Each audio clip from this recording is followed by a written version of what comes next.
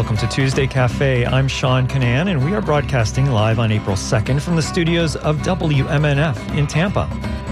Today we're going to hear an episode of a great show called Letters in Politics. This show is hosted by Mitch Jeserich, and we bring it to you every weekday afternoon at 6 o'clock on WMNF's HD3 channel, The Source. So if you like this show, I hope you tune in to The Source at 6 o'clock and hear Letters in Politics. Here's how you can listen to WMNF's HD3 channel, The Source. You can either listen on the WMNF Community Radio app, or you can go to WMNF.org and select The Source from the programming. Or if you have an HD radio, maybe in your car, you can listen to WMNF's HD3 channel, The Source. So at 6 o'clock on weekday afternoons, we play Mitch Jeserich's Letters and Politics. It's a great show. And in this episode that we're going to hear this morning, Mitch speaks with Therese Burden-Stelly. She's an associate professor of African American Studies at Wayne State University and a member of the Black Alliance for Peace Research and Political Education team. She's co-editor of the book called Organize, Fight, Win, Black Communist Women's Political Writing. And that book focuses on the black women in the Communist Party from 1919 to 1956. So I hope you enjoy. Send me an email, dj@wmnf.org, and let me know what you think, or if you have any other questions about how to listen to us on HD3, The Source. This is Pacifica Radio's Letters on Politics. On today's show, so the African Blood Brotherhood was founded by people like Richard B. Moore, Cyril Briggs, Grace P. Campbell, many of whom were Caribbean in origin. And they were basically what we would now refer to as like a revolutionary black nationalist organization. So they combined socialism with black liberation, right? This sort of Pan-African black liberation consciousness. And they saw the Bolshevik Revolution as a sort of catalyst for an anti-imperial, anti-colonial kind of world proletariat, but with black people, African descended people sort of at the center of their analysis. In the early 20th century, the African Blood Brotherhood would merge with the American Communist Party, making the CPUSA perhaps the most multiracial, anti-racist political organization in the country. Today, we're going to be in conversation about this history and focus on the black women in the party. Our guest is Therese Burden-Stelly. She has co-edited a new book called Organize, Fight, Win, Black Communist Women's Political Writing. It is the first of its kind, and she joins us to talk about it next on Letters and Politics. Good day and welcome to Letters and Politics. I'm Mitch Jeserich. Today we're going to be in conversation about the black women writers and activists who were card-carrying members of the American Communist Party in the first half of the 20th century. A group of women who were instrumental in shaping the party, a party that was arguably the most multiracial, anti-racist political entity of its time. My guest today, along with Jody Dean, has compiled numerous writings from the likes of Williana Burroughs, Louise Thompson Patterson, Esther Cooper, Claudia Jones, and many others who were either in the party or working adjacent with the party, into the first of its kind of book that features solely the writings of black communist women. The book is called Organize, Fight, Win, Black Communist Women's Political Writing. My guest is Therese Burden-Stelly. Therese Burden-Stelly is Associate Professor of African American Studies at Wayne State University and a member of the Black Alliance for Peace Research and Political Education team. Therese Burden-Stelly, it is my very good pleasure to welcome you to this radio program. Thank you for having me. I really enjoyed preparing for our conversation. I've done many shows sort of referencing the Communist Party USA in the first half of the 20th century, never really dived into it itself. And then to learn about the role that there were many black women who were a part of this party and played a significant role and who wrote important pieces that you have compiled in this book, Organize, Fight, and Win. You focus on the years 1919 to 1956. What's important about those years? Yeah, well, 1919 is important for a couple of reasons. That's sort of the formation of the first communist parties in the United States that later merged. But it's also the founding of the African Blood Brotherhood. So some of the earliest members of the Communist Party were founders of the African Blood Brotherhood. So somebody like Grace Campbell, for example, and later on in the early 1920s, the African Blood Brotherhood merged with the CP. And that is where they got a lot of their sort of Negro question work from. and a lot of their more sort of militant work and understanding of the Negro question. 1919 is also significant historically because this is, on the one hand, the time of like the Palmer raids or the first Red Scare, when there was the massive deportation of foreign communists, anarchists, and socialists, primarily from Eastern Europe. It was also, the Red Summer of 1919, where there were widespread race riots happening throughout the nation. And so it's in the context of post-World War I demobilization. So it's a really auspicious moment in that way. 1956 is important because this is when the so-called Khrushchev revelations came out, and there was a sort of massive exodus from the Communist Party. Some of the women that we write about left, some stayed. People like Louise Thompson Patterson, Esther Cooper Jackson, Marvel Cook all stayed, but many did leave. One of my favorite scholars who's not in here, his name is Doxy Wilkerson. He ended up leaving the party. It is also like the height of McCarthyism, what we might call like the longue durée of McCarthyism. So it's after the classical McCarthyist period, which is typically 1951 and 1954, but it's still within the time of the sort of renewal of the McCarran Act. It's right after the passage of the Communist Control Act, which happened in 1954. So it's still in the height of intense anti-radical repression. And so those are the sort of two bookends. And that's kind of the in some ways, a classical period of the Communist Party. So that's why we focus there. The African Blood Brotherhood. This would merge with the Communist Party of CPUSA. I don't know if it's called CPUSA at this time, but where does the African Blood Brotherhood come from? So the African Blood Brotherhood was founded by people like Richard B. Moore, Cyril Briggs, Grace P. Campbell, many of whom were Caribbean in origin. And they were basically what we would now refer to as like a revolutionary Black nationalist organization. So they combined socialism with sort of Black liberation, right? This sort of Pan-African Black liberation consciousness. And they saw the Bolshevik Revolution as a sort of catalyst for an anti-imperial, anti-colonial kind of world proletariat, but with Black people, African descended people sort of at the center of their analysis. Two of the best scholars on the ABB are Minka Makalani in his book in the Cause of Freedom, and then a lot of work by Winston James up to and including Holding Aloft the Banner of Ethiopia. He also came out recently with a biography of Claude McKay that also covers some of this time period. And so, so those, if you want to know more about the ABB, those are good people to read about. Also the work of Bobby Hill. Those are people who write about it. I said in my introduction that arguably the CPUSA would be the most multiracial, anti-racist political entity of its time. Let me know if I'm wrong on that, but does that explain, is this merger that happens go a long way in explaining how that comes about?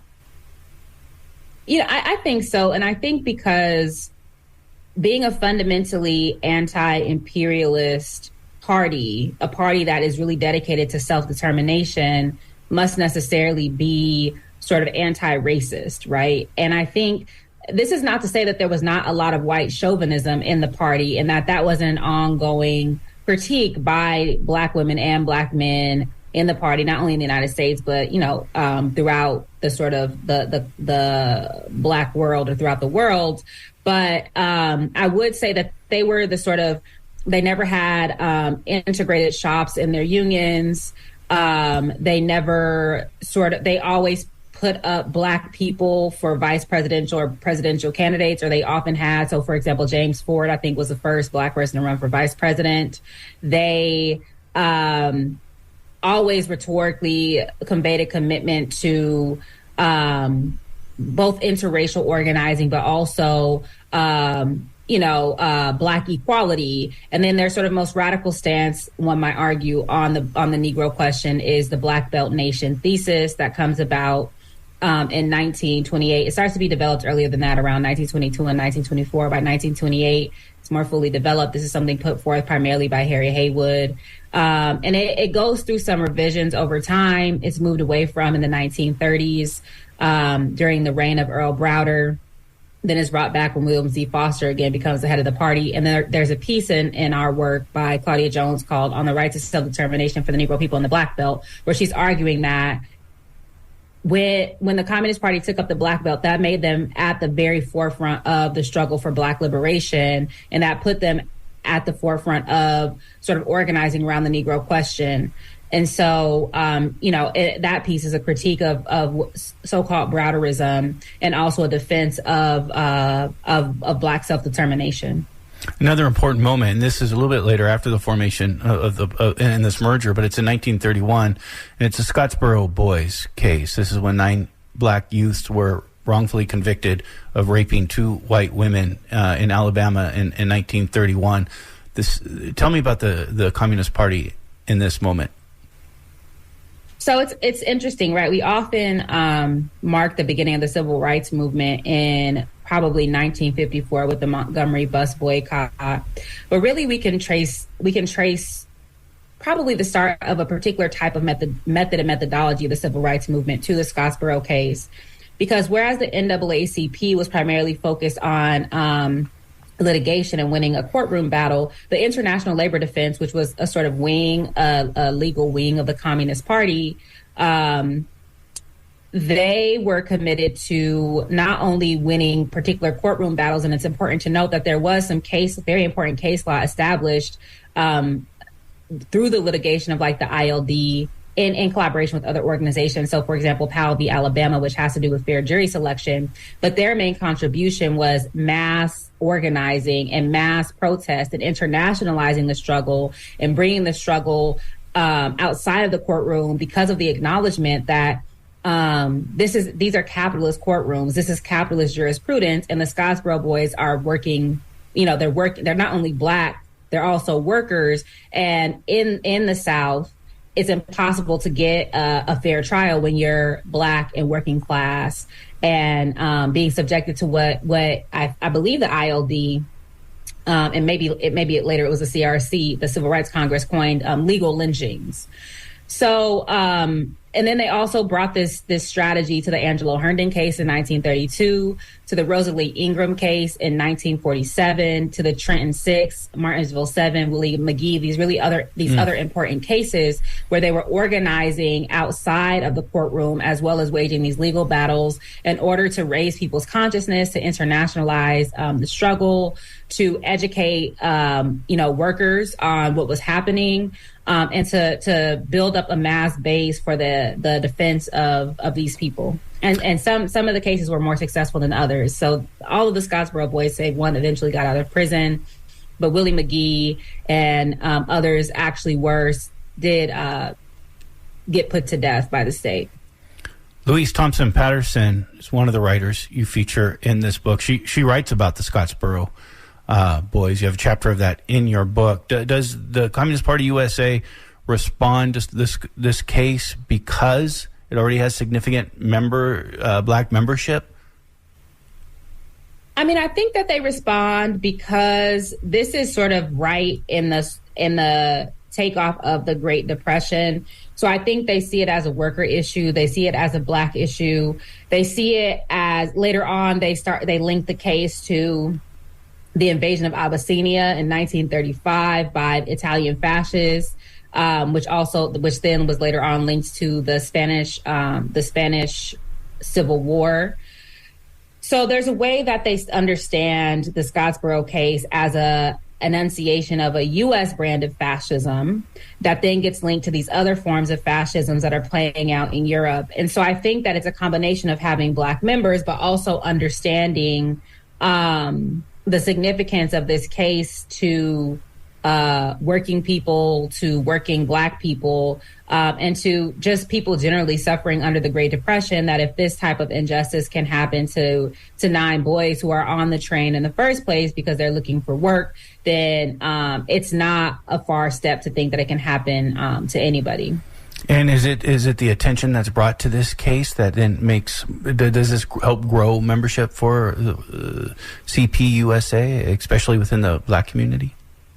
Absolutely. So Claudia Jones and somebody like Queen Mother Audley Moore, who we don't include in the collection, they were drawn to the Communist Party because of the Scottsboro case, but also because of like the Harlem Tenements League and the type of organizing they were doing around housing and evictions, and also around unemployment. But the Scottsboro case and then the work they're doing around the invasion of Ethiopia definitely drew Black people into the party. And in fact, that 1930s moment, I think, is the height of Communist Party membership for Black people.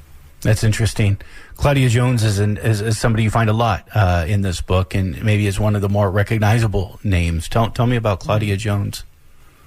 Yeah, so the best kind of source to read about Claudia Jones is Carol Boyce Davies' biography, Claudia Jones, Left of Karl Marx. There's also a collection that... Left of Karl Marx.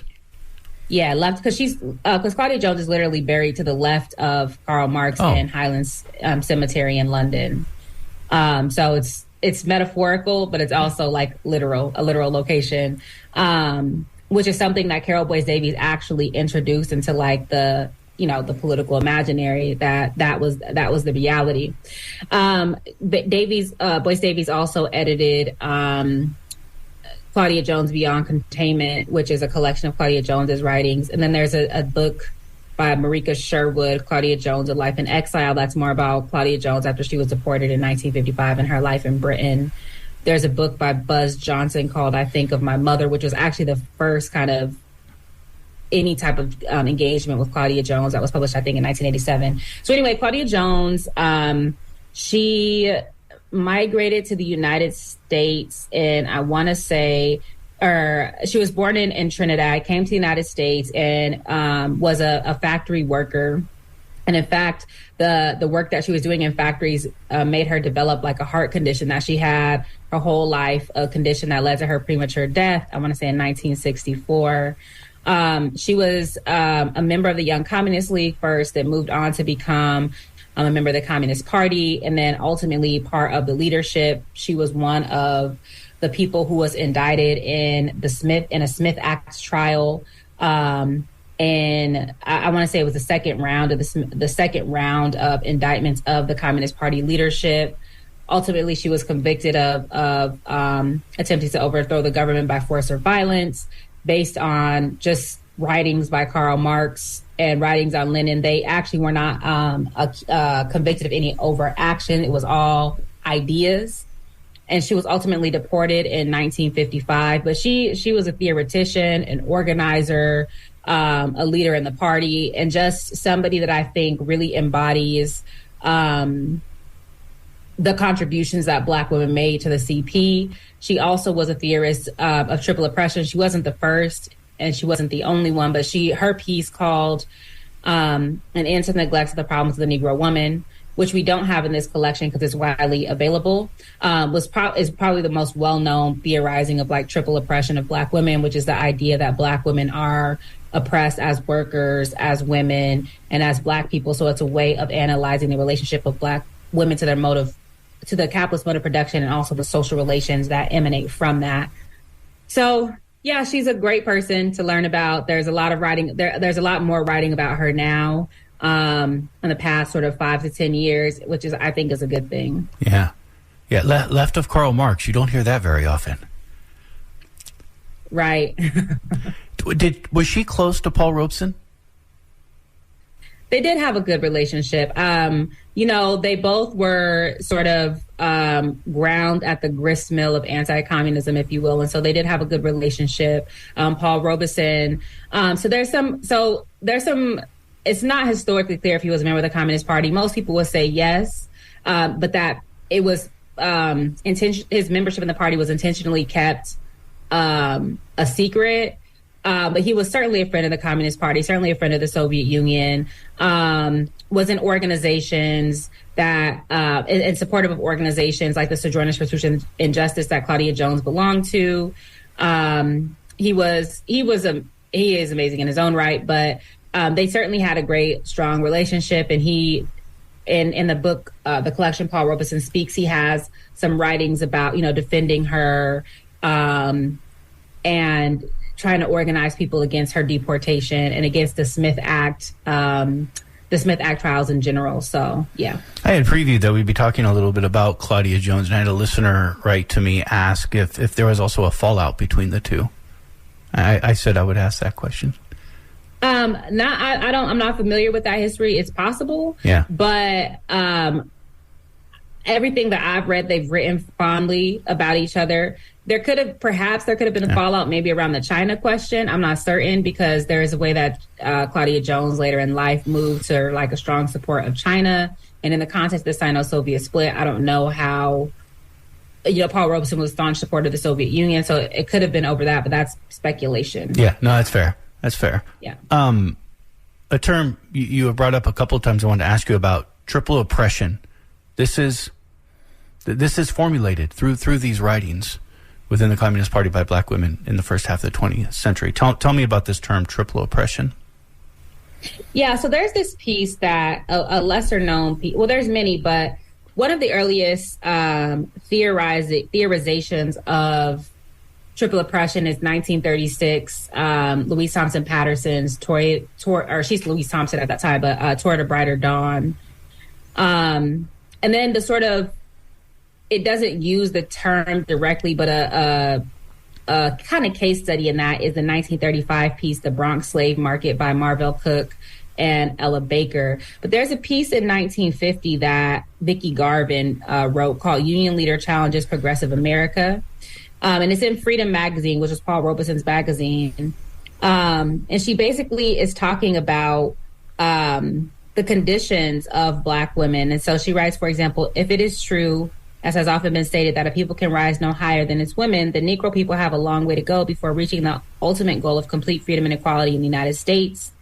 She goes on to talk about how black women are at the bottom of the economic ladder, how they're living under conditions reminiscent of the plantation era, especially as farmhands and in domestic service. They have low pay and terrible working conditions, and their pay is low even in the boom times, immediately during the peak of World War II, that they disproportionately have to work outside the home in comparison to white women, and that 85% of all Negro working class women were supporting families where the man of the house was missing.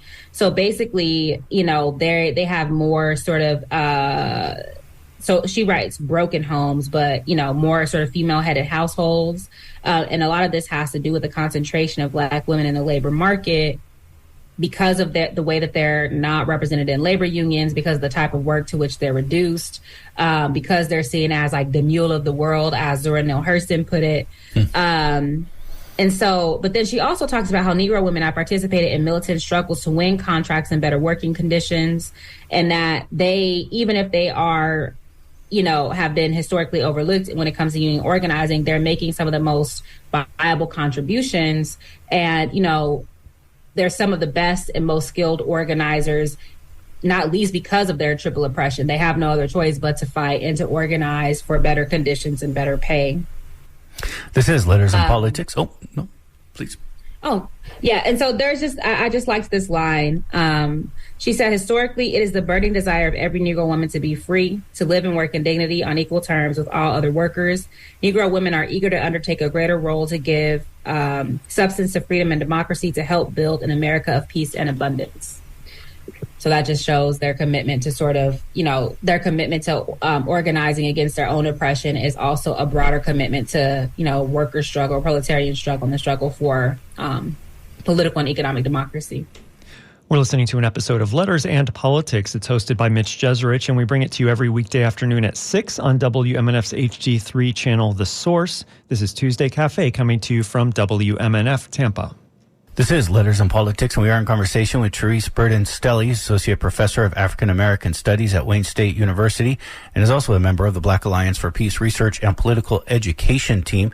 She joins us for a conversation that she is the co-editor of a book called Organize, Fight, Win, Black Communist Women's Political Writing. It is the first of its kind. That is a collection of Black communist women writings from mostly the first half of the 20th century. You have a couple after 1950s, within the 1950s, which I guess would officially be the second half of the 20th century. But most of this in the first half of the 20th century.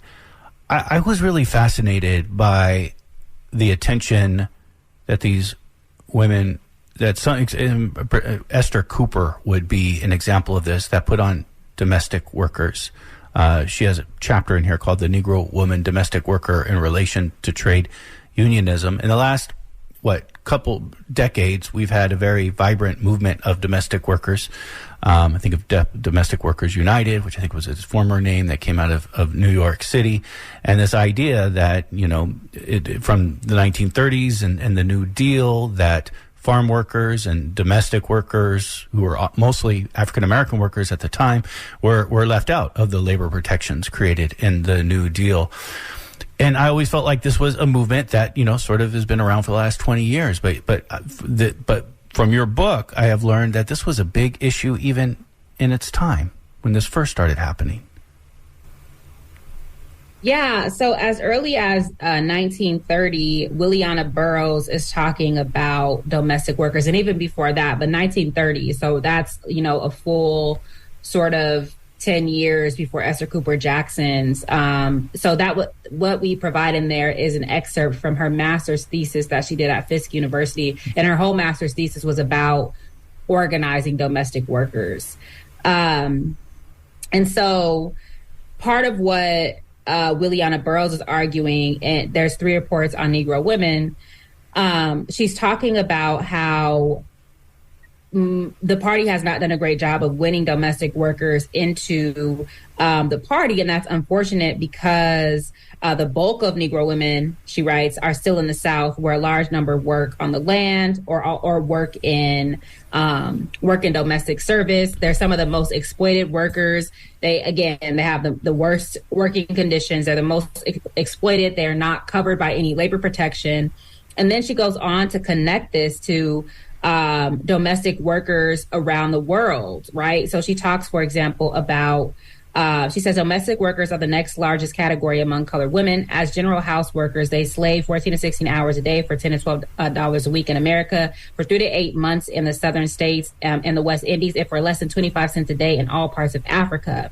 So this phenomenon of Black women domestic workers is it's a diasporic one. It's an international one.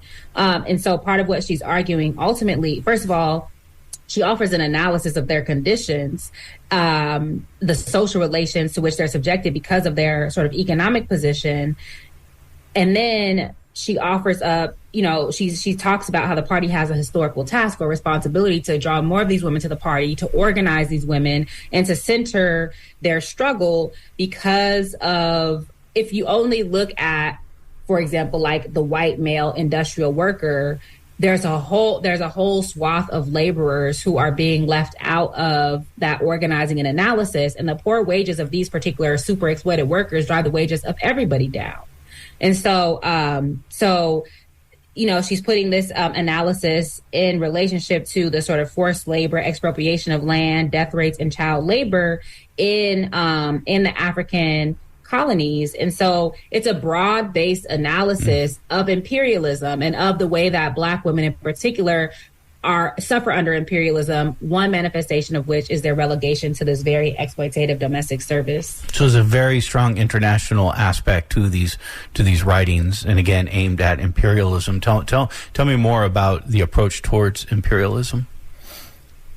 So imperialism is really the basis for triple oppression. So often people ask me about triple oppression versus intersectionality. And part of what, my understanding is that triple oppression is objectively anti-imperialist. It's a way of analyzing the intersection of oppression and exploitation under an imperialist system, with imperialism being the highest stage of capitalism. And it's an analysis of also how imperialism operates internally, because in the context of the United States, there's a particular type of imperial relationship between the U.S., the industrialized North, and the agrarian, or what they call semi-feudal South. And this is not least because of the concentration of Black people in the U.S. South. And so imperialism is a system. It's the political economy through which the oppression of Black people is experienced. Imperialism is the basis of the Black Belt Nation thesis. It's the basis of the demand for self-determination. It's the way that communists put the struggle of Black people in the United States in conversation with or in relationship to struggles that are happening globally. And so I think imperialism is the basis of all of that analysis, because imperialism is an internationalist system. And so the analysis is necessarily internationalist. Imperialism necessitates an analysis of capitalism because it's the highest stage of capitalism. It's a particular epoch, if you will, of capitalism. Imperialism also necessitates an analysis of colonialism, which is, according to somebody like Walter Rodney, is a sort of political form of imperialism. Imperialism is an economic relation, whereas colonialism is a sort of the political foundation. And then an analysis of colonialism embedded in that as an analysis of racism and white supremacy. And so imperialism is the basis of all of these forms of analyses, and also the sort of what is the word?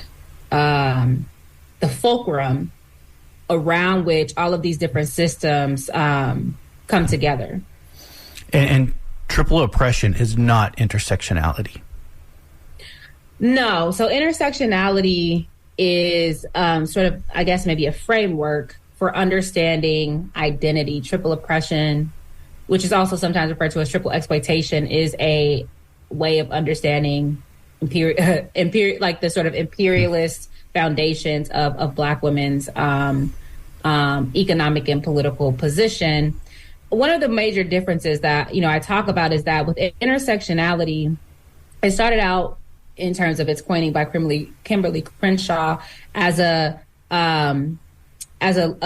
legal analysis. It was about recognition before the law. And within U.S. jurisprudence, class is not a protected category because it's a class society.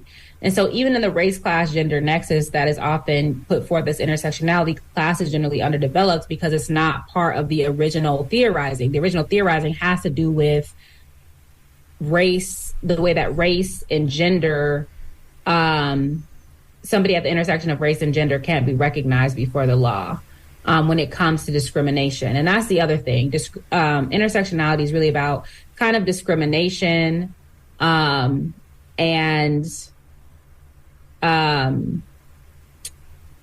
it's more so about sort of discrimination, whereas triple oppression is about oppression and exploitation. So even though the what might seem similar, the so what is different, and the politics are different. And so intersectionality is primarily liberal. It can be harnessed to anti-imperialist ends, but it's not objectively anti-imperialist, whereas triple oppression as a mode of analysis is, and as a politics is necessarily anti-imperialist. You mentioned a few times I think it's called the Black Belt thesis. What is that? Mm-hmm. So the Black Belt thesis was really, its sort of first real codification was in 1928. It was a thesis put forth by Harry Haywood and a South African and Soviet comrade that basically stated that Black people are a nation, that Black people in the Black Belt, the U.S. South, which is 5 contiguous states that contains over 100 counties in which Black people are the numerical majority, and that's the base of the Black Belt is the base of the Black nation. Drawing on this kind of Stalinist notion of a nation where there's a common language, culture, land mass, and some other characteristics. And so it was argued that Black people fit that specification. And so what this meant is that Black people had the right to self-determination in the Black Belt up to and including seceding from the United States if they so chose. It was a controversial thesis. A lot of Black communists did not agree with the Black Belt Nation thesis because they thought it sort of reinscribed segregation or reinscribed a particular Jim Crow logic. But to me, the relevance and importance of the Black Belt thesis is, number one, the argument that Black people's oppression is national in character. It's not discrimination. It's not simple exclusion. It's not the same experience as the white hyphenates would experience. So Polish American or Italian American. It's national in character. That's akin to the ways that people in the colonies are oppressed, and which has to do with the way that surplus value is extracted from Black people in those areas. And secondly, part of what the Rise of the Black Belt Nation thesis did, which Robin Kelley sort of documents in Hammer and Hoe, is that it shifted the focus to the South, or it built up the work of the Communist Party in the South and really pushed the Communist Party to expand who counted as a worker, so to focus on peasant workers, so sharecroppers, agricultural workers, people who weren't just in industry, and then also workers who are located in the South. And so that's what's really important about the Black Belt Nation thesis, whether or not one agrees with the validity of whether Black people are a nation in the sort of Leninist or Stalinist sense, is a little bit immaterial. It's more so about the content of the work that was done under the rubric of Black self-determination, and also a real understanding of how Black people are treated in this country. The Communist Party's presence in the South is fascinating. I don't know if I think most people just assumed this was a Northern thing. Mm-hmm. So again, I think that Robin Kelley has some of the best writing on this. Minka Makalani's book that I mentioned talks about this, especially through the American Negro Labor Congress and the League of Struggle for Negro Rights, which by and large were sort of, especially the League of Struggle for Negro Rights, were kind of paper organizations. But these were ways for the Communist Party to really take up the Negro question in a revolutionary way, because their initial approach, according to people like Winston James and even George Padmore, who was a member of the Communist Party for a time, was that the strategy of the Communist Party prior to 1928 was try to capture a section of the Garvey movement and to infiltrate the UNIA and to sort of lop off a section of those, or get as many of those workers as possible to join the Communist Party. But they were incredibly unsuccessful at that approach, and so part of their developing their own sort of position on the Negro question, their position on Black people as a nation, was sort of engaging with the nationalist sentiment of Black workers at that time, but giving it a revolutionary thrust as opposed to a sort of petty bourgeois thrust. And the development of the American Negro Labor Congress was also in the service of sort of doing that organizing work. Minka Makalani has a critique of that and the sort of the seriousness or lack thereof that the Communist Party, as opposed to the Communist International, treated that work. But it's very important. And as you mentioned earlier, irrespective of what, people want to say about the Communist Party, they were the most progressive party when it came to race relations, probably before or since, right? And so that's facts. In fact, there's a piece by Liliana Burrows that is, by Grace Campbell, How Shall the Negro Vote? That's actually really important. It's from 1928. And so I just want to read this little part from it where she sort of makes this claim. And this is in the book. This is in the book, right? And so this is from 1928, and it's light years ahead of where we are now. What she says is the Democratic and Republican parties have been in power through Negro votes since the close of the Civil War. Negroes have voted for both parties during the long period. Out of Democratic and Republican administrations alike have come Jim Crowism, mobbing, segregation, lynching, Southern disenfranchisement, and general terrorism, lack of opportunity of making a living in poor educational facilities. At the same time, a stamp of inferiority has been placed on all Negro people. This is the past record of the capitalist parties. In the present campaign, they promise nothing better. Only the Workers' Communist Party stands for full social and racial equality, equal opportunity to earn a living, fair and square treatment before the courts of law, and general racial emancipation. We're listening to an episode of Letters in Politics hosted by Mitch Jeserich. We bring it to you every weekday afternoon at 6 on WMNF's HD3 channel, The Source. It's all news and public affairs 24 hours a day. You're listening to Tuesday Cafe, coming to you from WMNF Tampa. Here's more of the interview. Therese Burden-Stelly, tell me where do these writings come from that's a part of this book, Organize, Fight, Win? Again, this is a collection of Black communist women's political writings, mostly from the first half of the 20th century. Where do these writings come from, and how are you able to get to them? Mm-hmm. So a lot of the writings I sort of had I spent a lot of time in archives. I'm not a historian, but I like to say I'm historically nosy. So I spent a lot of time in archives. So I've got some of the documents from the CPUSA papers at the Tamament, from Louise Thompson Patterson's paper at the Woodruff Library at Emory, from the Claudia Jones papers at the Schomburg, and just various other collections. And so I had some of those primary documents, but this was a very, very collective project. So a lot of people helped us. So, LaShawn Harris was really helpful. She sent me 4 huge envelopes of articles and documents by and about Marvell Cook from some of her research she had done. Eric Gelman, who wrote a book about the Southern Negro Youth Congress, sent things. Eric McDuffie was helpful. Melissa Ford was helpful. Andrew Gregg, who wrote a book about Tyra Edwards. So I just kind of emailed these people and kind of asked them about what they had. And then Mika Makalani was actually super helpful. All of the writing, those early writings in that first section, he sent us that he got from the Soviet archives. And so there were things, yeah, when it was first opened. And so these were things and these had not previously been collected. He went for his work on his dissertation, but he gave us a lot of them. Jody got some of the other ones from interlibrary loan. So just looking through different databases, because we were collecting these primarily during the pandemic, so throughout 2020, and so she was able to get some from interlibrary loan. So the documents came from a lot of different places, and then there's a lot of stuff from Freedom newspaper, because Freedom is fully digitized by the New York Public Library. So the Tenement, I believe, they fully digitized the Freedom newspaper. So we have columns, for example, from Alice Childress, Islanda Robeson, Lorraine Hansberry, et cetera, that come from Freedom newspaper. What was Freedom newspaper? So Freedom newspaper was founded by Paul Robeson and Louis Burnham, I believe, in 1950. It was short-lived because it was plagued with financial issues, not least because it was targeted by the U.S. government. And it was amazing. It was like one of the earliest papers to publish about apartheid, the anti-apartheid struggle. It was very international in scope. There's stuff about Egypt and Zambia.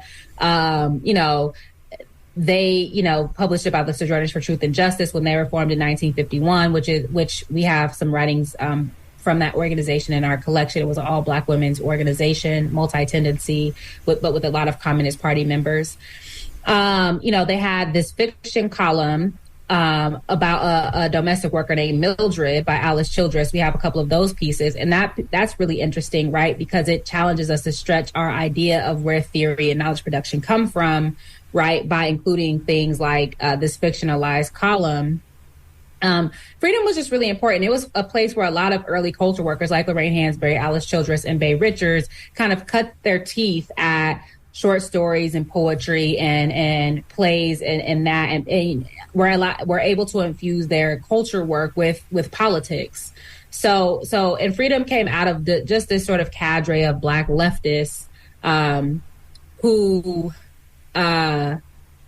were committed to Black liberation. They were at Black liberation and socialism. They were part of organizations like the Council on African Affairs, the Civil Rights Congress, the National Committee to Defend Negro Leadership, and other types of left-wing interracial and Black organizations. And so Freedom was really important. It was short-lived, but it's a treasure trove. And so I highly recommend people to visit that digitized archive.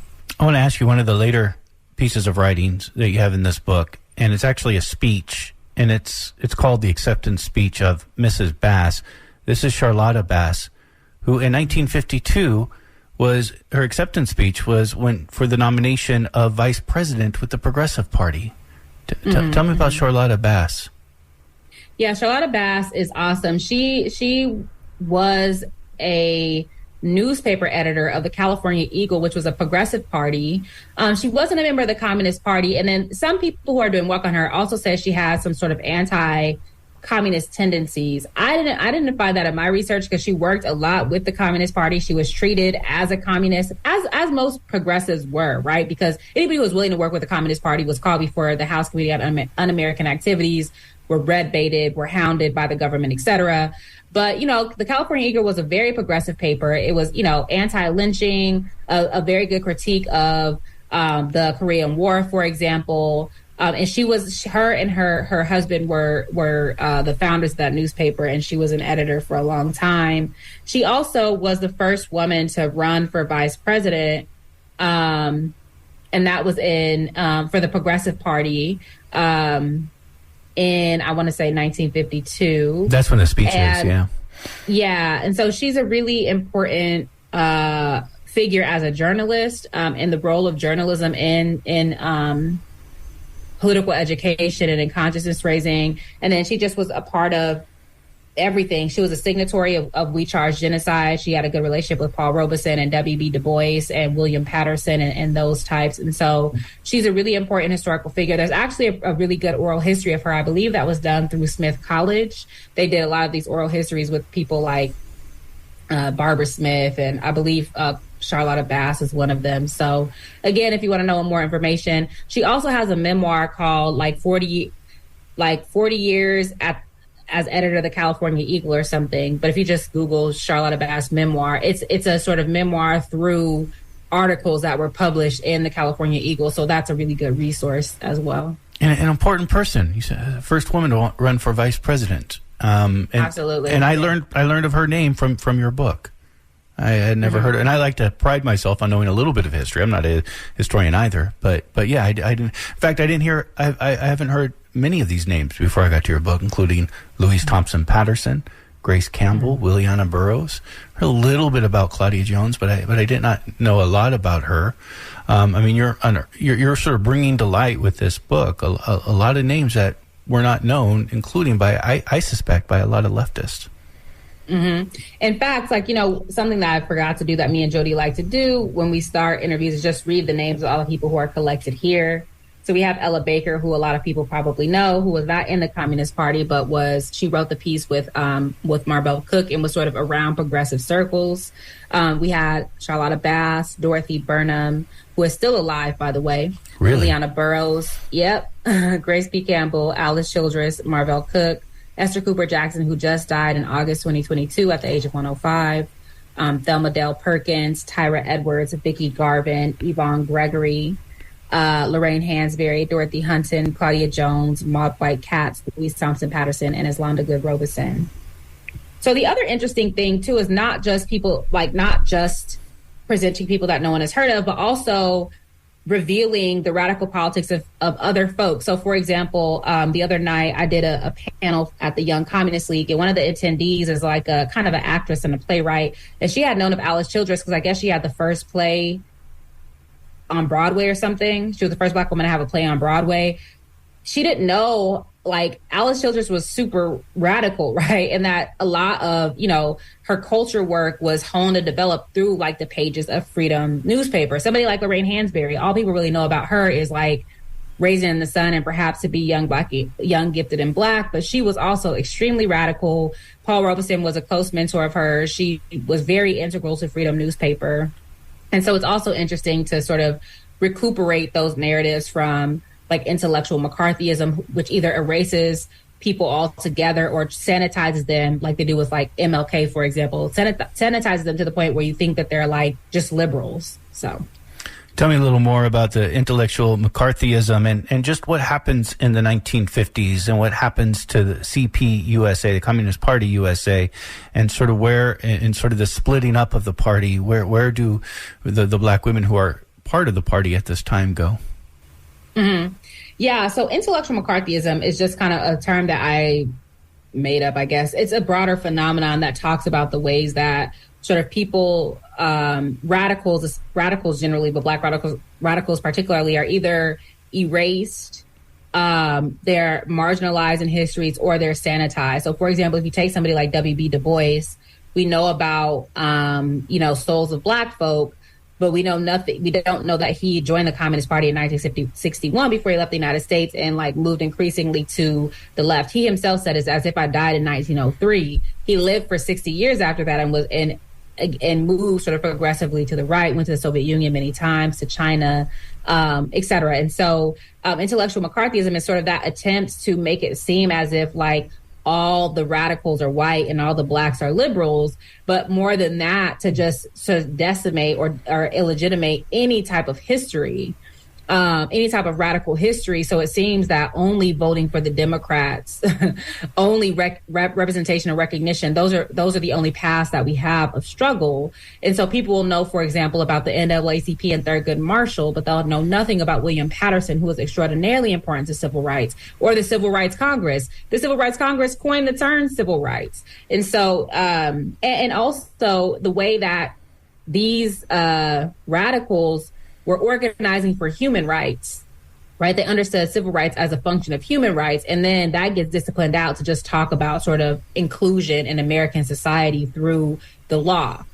So anyway, so that's intellectual McCarthyism. But in terms of McCarthyism as a sort of political, as a mode of, or a form of anti-communist governance, basically what happened was the Communist Party and any adjacent organizations would be infiltrated.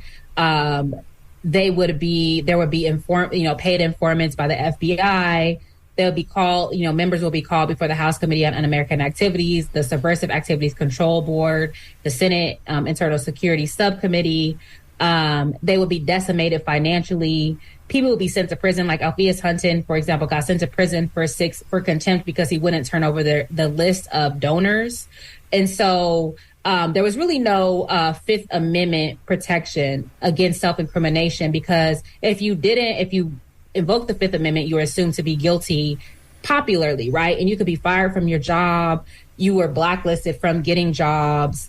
You would be kicked out of mainstream organizations like the NAACP had a very strong, the national body had a very strong sort of anti-communist focus where they try to kick out anybody that was thought to be communist. A. Philip Randolph's March on Washington movement was made to be explicitly black precisely because he was saying that that's a way to keep communists out, which is an acknowledgement that communists were that there was something there, most anti-racist and interracial, right? So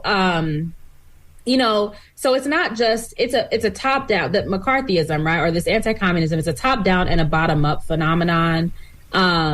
And it's all three branches of government. And so I have a book coming out actually in November called Black Scare, Red Scare that kind of explores this in depth. But basically, all like this sort of anti-communism from all levels and from different levels of intensity just really kind of made it crushed the Communist Party in a certain way. But as Dale Gore writes in her book, Radicalism at the Crossroads, it's not as if people just fell out of existence. So, for example, Marvell Cook and Louise Thompson Patterson were integral to the Free Angela Davis Committee in the 1970s. William Patterson and Louise Thompson Patterson were some of the early mentors to the Black Panther Party. Louise Thompson Patterson she continued to write and speak. And her daughter, actually, Mary Louise Patterson, is a really important organizer and activist in her own right, a revolutionary doctor. But so a lot of these women continued to do work. Some of them shifted ideologically. A lot of them sort of pivoted toward like a Black feminist politic that was still pretty, radical, revolutionary. Some people left the Communist Party and kind of pivoted toward a Maoism or China. So Vicky Garvin is one of those people. She left the United States, first going to Nigeria, then to Ghana, and ultimately to China. And so there was a variety of approaches, but many of the women stayed, right, or kept those ties. So somebody like Dorothy Hunton, who I don't believe was ever a member of the Communist Party. She was the wife of Alpheus Hunton, who was a member, but she kept her ties with various members in the Communist Party. And, in her memoir of Alpheus Hunton, which we include some excerpts from there that was published in the 1980s, she holds on to sort of the critique of McCarthyism and the importance of the Communist Party and Alpheus Hunton's role in it to a lot of the liberation struggles that were happening throughout the 30s through the 50s, even at the height of McCarthyism. Therese Burden Stelly has been our guest. Again, Therese Burden Stelly, Associate Professor of African American Studies at Wayne State University, a member of the Black Alliance for Peace Research and Political Education team, and she is the co-editor, along with Jody Dean, of the book that she has joined us to talk about. It's called Organize, Fight, Win, Black Communist Women's Political Writing. Therese Burden Stelly, that was fascinating, and I thank you. Thank you so much for having me. That does it for Letters on Politics. The show is produced by Deanna Martinez. Kirsten Thomas is our engineer. If you'd like to hear this or past shows, you could do so by going online and finding our archives at kpfa.org. I'm Mitch Jeserich, and I thank you for listening. Hope you found that interesting. You can listen to Letters and Politics every weekday afternoon at 6 on WMNF's HD3 channel, The Source. And if you're heading to Pinellas County, from Pinellas, that is, to Hillsborough, you might want to avoid the Howard Franklin Bridge. The 3 left lanes are blocked on northbound I-275 at the beginning of the bridge there. Looks like the accident might have been cleared by now, but there is still some backups. You've been listening to Tuesday Cafe. I'm Sean Kinane, and during this time slot tomorrow, Gary Gibbons will guest host Midpoint. Coming up next is Wavemakers with Janet and Tom Scherberger. Their Wavemaker is Matthew Lowe, Executive Director of the Global Kratom Coalition, an industry group pushing for more regulation. This is Tuesday Cafe on WMNF Tampa, St. Petersburg, Sarasota.